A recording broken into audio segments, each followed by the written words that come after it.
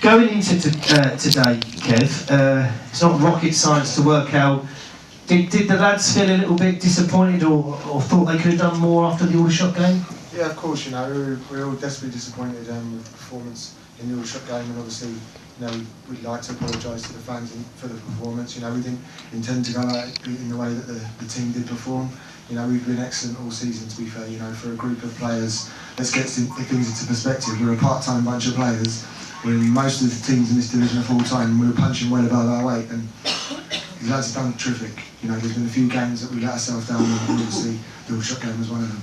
I think it's a great reminder to people that, you know, give example without going into details about our playing budget.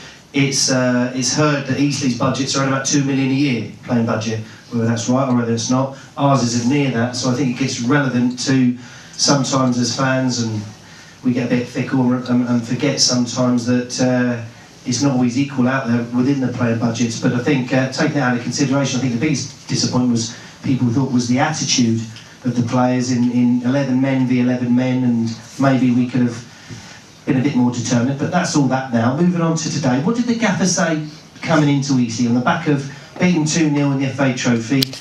We should have, in my humble opinion, because I was at the Eastleigh game out there, we could have beat them at Eastleigh's place. So coming into today, what was his thoughts before the game? Yeah, his thoughts, you know, primarily was to get a reaction from the Aldershot game. We had a really good training session on Tuesday, and then we were ready to prepare. A few things were said, you know, harshly, but, you know, quite rightly so by the gaffer and Tomo, and we had to put it into perspective for this game and try and get the best performance as possible. And, you know, on reflection, on the 90 minutes, it was probably we could have won the game today. And, you know, we had some chances, but we had 4 or 5 as well. Yeah, I think that it was a little bit more width today. Yeah. I think there was a bit more urgency, a bit more directness of our play. The first half, I don't know how you saw the first half go. They had some good chances, and I think it was evenly matched. Yeah, I think in the early stages, the first 25 minutes, you know, we started well, but you know, they got ascendancy, they got quite a few corners, and you know, they're a very big side, and you've got to be aware from set pieces, and you know, they got their goal from that, and that's what they play for. To be fair, most of the time they like to get the ball in the box, and that's why they've scored so many goals in this division. And it was unfortunate, but you know, we showed great character to come back, you know, from 1-0 and get a point. I think the Achilles heel has been set pieces, and I think it's been noted that this year that's been Wokin's pitfall with that. But going in at half time, we went 0-0.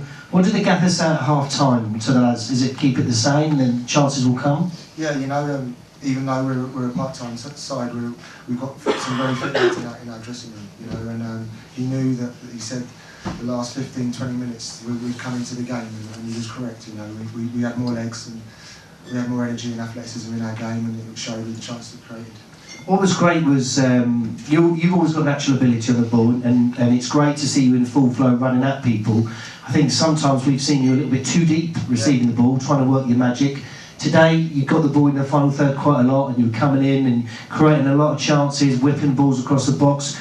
We possibly could have did a bit better, especially from the striker's point of view. I think there were certain times when you were crossing the ball where, for me, ex-striker, there's only one place you were going to put it, which was right across the front of goal. Possibly Jack, I know he scored the goal at the end there, possibly could have maybe tapped a few of them in or been in the right places. Yeah, to be fair, I can't really comment on the centre forwards because, you know, Rendell, Jessol, Jack Margaret and Dean Morgan have been fantastic, you know, for the club in the early stages of the season. I've been playing, I've been out injured with a bad injury, and to be fair, this is the first game that I felt fit. You know, the gaffers played me to get me match fit, and I've been playing with injury for the last probably, you know, 4 or 5 weeks. I've had real trouble with my hamstrings, and I went to see a little magician yesterday. His name was Stuart Douglas. Was that chiropractor? No, it's Stuart Douglas, our old physio. I went to see him yesterday, and he worked his magic on my hamstring, and it's the best it's felt, you know, since I've come back. So I'm really pleased with that, really, because my form has not been there since I've come back, because I've been playing with injury, and when you come back and you think you're going to, to be fair, I'm 36, so the lads have been fantastic. Look at that age, 36. 36 years old, still putting in a shift. And you were, I must admit today, you if I had to pick a man of the match, I thought it was you all day. You were positive and created a lot of the chances, and make sure you keep seeing this fitness guy. Let's keep you fit and going. We've got a few more games to go yet. Keep seeing them playoffs. Give him a big round of applause. Our man of the match today. Right.